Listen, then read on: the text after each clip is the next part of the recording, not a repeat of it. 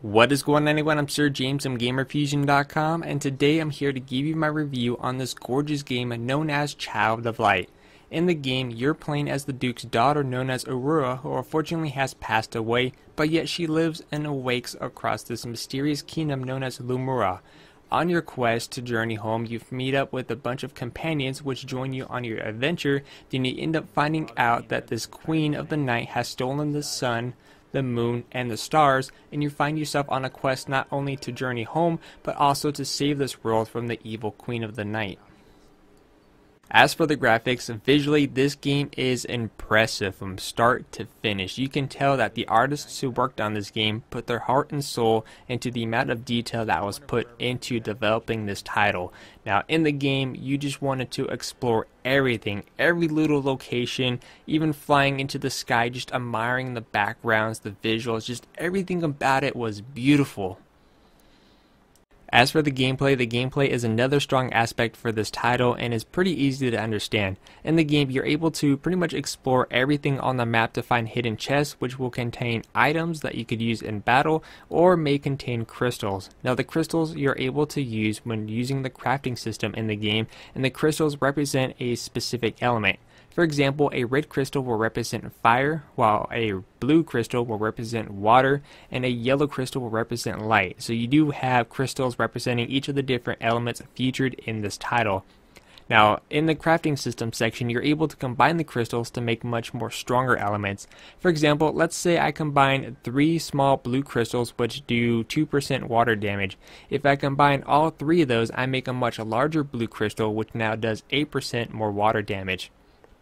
And you're able to equip these to not only you, the main character, but also to the party members, which are broken down into 3 factors. You have the attack, defense, and accessories. So if you equipped it to the attack section, that's going to do the elemental damage against your opponents. If you equipped it to your armor, it's going to do have other effects. For example, it may reduce your damage, and may give you more experience, may help dodge, and the same thing goes with the accessories, which may help improve your skill attacks or even strength. Now, the way the combat system works is it's kind of like a Final Fantasy style, but not to the same extent. It's done quite differently. You're going to notice on the very bottom that there's this meter that goes across. You have a blank area, then you have a smaller section known as casting. Now the way it works is that once your character meets the first white line, you're able to do one of the following. You could do a basic attack or use one of the abilities.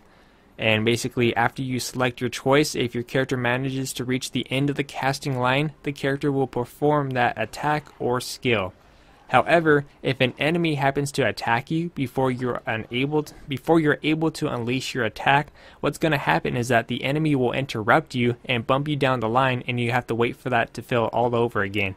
And you could do the same for the enemy. Let's say you're in the casting area, you're about to unleash your attack, and there's another enemy in the casting circle. If you happen to attack that enemy, they're going to be interrupted and bumped down the line as well.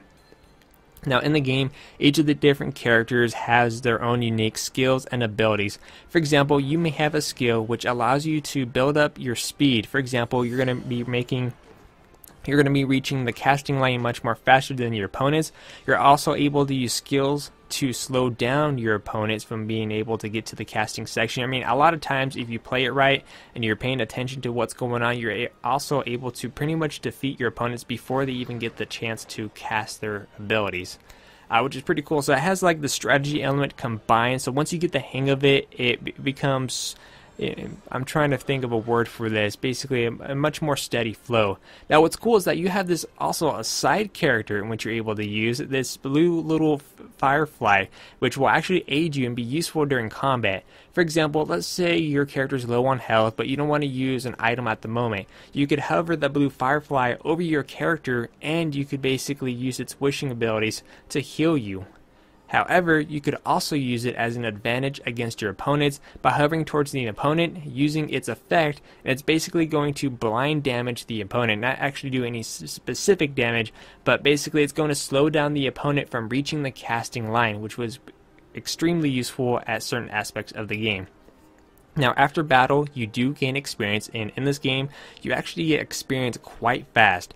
Now once you get the experience, you are also getting a skill point if you manage to level up, which will help increase your defense, health, and various of other effects. Now the skill point you could use on this big skill tree that each of the characters have, which is broken up into like 3 different categories. You have one that's more focused into the strength, you have another focused on defense, and you have another one focused on a mixture of both. And depending on where you're upgrading will increase specific elements such as increasing your health, increasing your defense, and unlocking much more powerful spells and abilities in which you could use in battle. So basically the combat system is pretty self-explanatory, but once you get the idea and hang of it, it's actually really fun and enjoyable.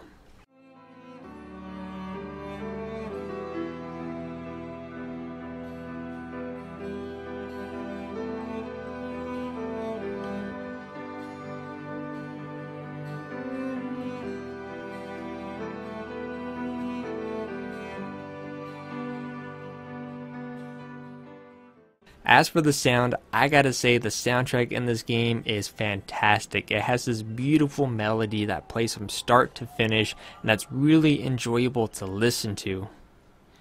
As for the lifespan, what kind of replay value do I see for the game? And it really depends on the player, because this game, as I stated, is like a fairy tale. Instead of reading about it, you are in the fairy tale and going on this epic quest trying to get home and also to just save this new kingdom.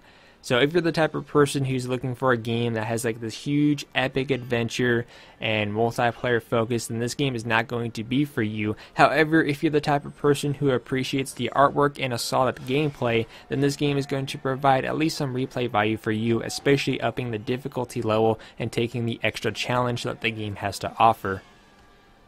As for the innovative, was there anything new here, or was the stuff that we've already seen before? We've seen some games come and go in the past where it features some type of beautiful artwork, and like I said, this game did it well. Now, I would say the innovative here was the way the battle system was dealt, because it's been a while since I've seen a game incorporate a battle system like this, where not only are you switching party members to use the different abilities to aid you in combat, but the fact that they have this unique crystal customization option in which you're able to craft much more powerful, stronger elements to aid you in combat. But the way you attack in the game, like I said, all you have is just a little bar in the bottom, you have a blank space and a casting space, and the fact that there's just a lot of strategy involved in knocking back your enemies, trying to get the upper hand, destroying the enemy in time. It's just really well developed, and it was quite enjoyable.